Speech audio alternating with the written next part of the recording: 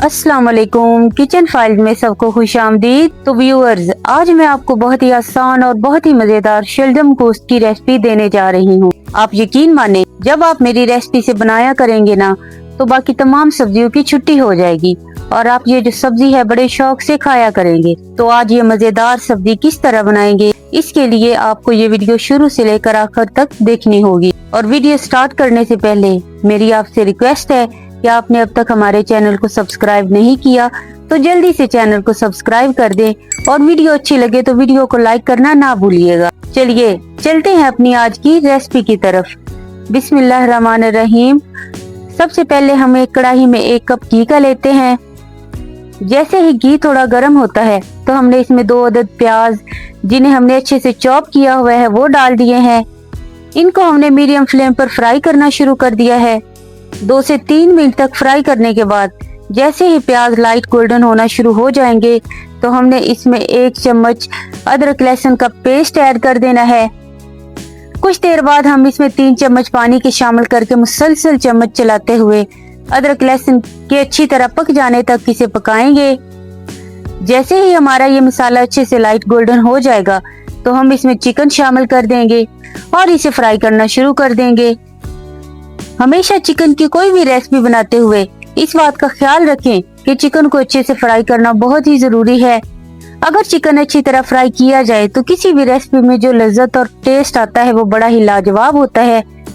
आप भी ये तरीका जरूर ट्राई कीजिएगा और हमें कमेंट में बताइएगा। देखिए, बातों बातों में पता ही नहीं चला और हमारा चिकन अच्छे से लाइट गोल्डन हो चुका है।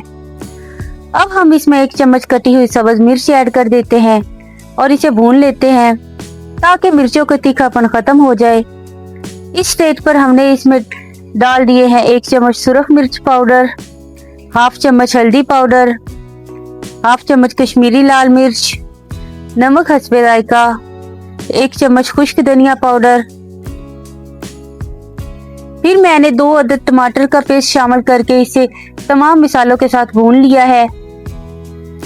साथ ही 1/2 चम्मच गरम मसाले का ऐड कर देते हैं।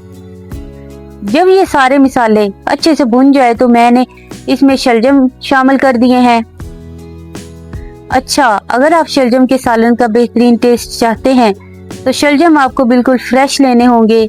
इन्हें हमने ना तो बहुत ही ज्यादा बड़े साइज में काटना है और ना ही बिल्कुल छोटे साइज में। अगर आप बड़े बड़े साइज में शलजम कट करेंगे तो बच्चे ये बिल्कुल भी नहीं खाएंगे। मैंने यहाँ पर मीडियम साइज के शलजम कट किए हुए हैं। ये बच्चे भी बड़े शौक से खाते हैं और देखने में भी बहुत अच्छे लगते हैं।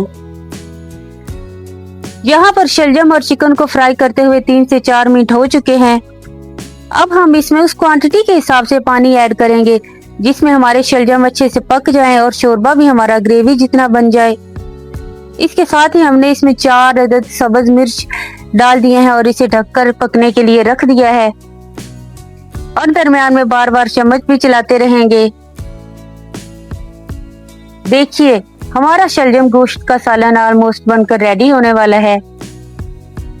इस स्टेज पर हम इसमें थोड़ा जीरा पाउडर शामिल करते हैं क्योंकि इस सब्जी में जीरे का बड़ा अच्छा टेस्ट आता है। लास्ट में हरा धनिया डालकर 5 मिनट के लिए दम पर रख देते हैं ताकि जीरे और हरे धनिया का फ्लेवर अच्छे से सब्जी में आ जाए। लीजिए, हमारा लजीज और मजेदार प्योर देसी स्टाइल से बनाया गया शलजम गोश्त बनकर तैयार है। अब हम इसे डिश आउट कर लेते हैं। आप इसे रोटी या नान के साथ सर्व कर सकते हैं। दुआओं में याद रखिएगा। जल्द ही मिलते हैं एक नई रेसिपी के साथ। अल्लाह हाफिज।